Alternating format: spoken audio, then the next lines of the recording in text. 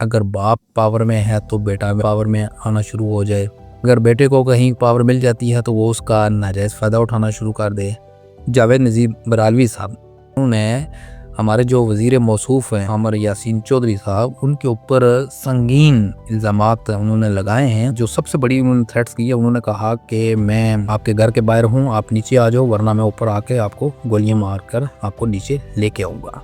जबकि आपको पता है कि माजी में भी इनकी ये रवायात चलती आ रही हैं कि वो गुंडागर्दी में तो सर फ़रिस्त पर वो रहे हैं।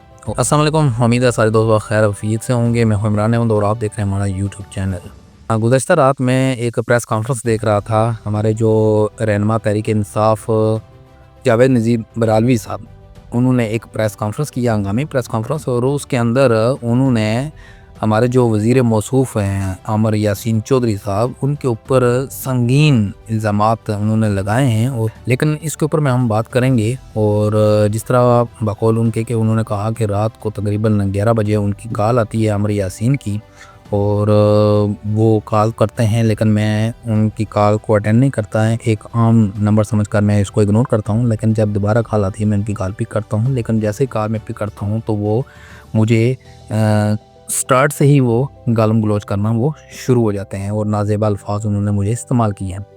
और दूसरा उन्होंने ये कहा कि जो सबसे बड़ी उन्होंने थ्रेट्स की है, उन्होंने कहा कि मैं घर के बाहर हूँ, आप नीचे आ जाओ वरना मैं ऊपर आके आपको गोलियां मार कर आपको नीचे लेके आऊँगा। जबकि आपको पता है कि माजी में भी इनकी ये रवायात चलती आ रही हैं कि वो गुंडागर्दी में तो सर फ़रिस्त पर वो रहे हैं और अपनी ताकत के बलबूते पर वो अपना हुक्म तो मनवाते रहे हैं लोगों से। जिस तरह पिछले इलेक्शन के अंदर भी ये बात सारे लोग इससे बाखबर हैं कि जिस तरह मेट्री जंग के अंदर ये वाक़या रुनमा हुआ था कि वहाँ पर 2 शख्स का मर्डर हुआ था, तो उसमें भी इनको मुलवस किया गया था। जो बाद में तो ये सज़ा काटने के बाद चौधरी यासीन को तो बरी कर दिया गया था।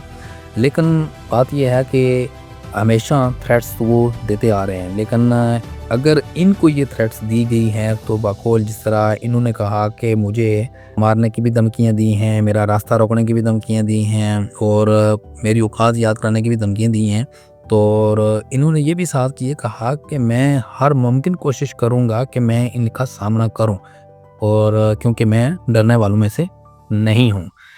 लेकिन बात यहाँ करने का मकसद ये है कि देखें, इलेक्शन होता है, इलेक्शन 5 साल के बाद आता है, आप हुकूमत में जाते हो, हुकूमत के नुमाइंदे बनते हो, लेकिन इसका मतलब ये नहीं है कि अगर बाप पावर में है तो बेटा में भी पावर में आना शुरू हो जाए।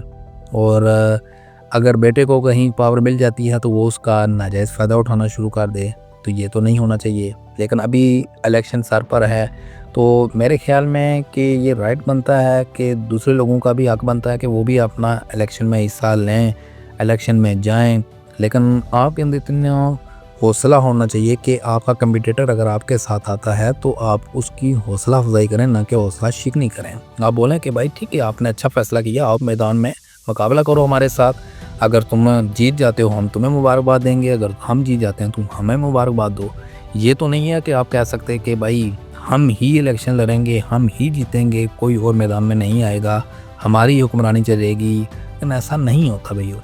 जिस तरह उन्होंने जो प्रेस कॉन्फ्रेंस हंगामी की और उसके अंदर जिस तरह के उन्होंने इल्ज़ामात लगाए हैं, तो यकीनन इसके पीछे भी कोई ना कोई वजह ज़रूर होगी। तो हम कोशिश करेंगे कि वो वजह भी क्या है, किस वजह की बिना पर ये इस तरह के अल्फाज हुए हैं। तो और अगर नशे की हालत में जाकर किसी दूसरे के घर में जाकर गालियाँ देना, किसी को थ्रेट्स करना, तो मेरे ख्याल में हमारे जो कानूनी अदारे हैं उनको भी सोचना चाहिए। ये ज़रूरी नहीं है कि वो हुकूमत में हैं तो उनके पास पावर है, लेकिन हुकूमत के साथ साथ जो अदारे हैं उनके पास भी अपनी पावर है। तो अदारों को अपनी पावर शो करते हुए इन लोगों के भी गिरबान जाकर पकड़ने चाहिए।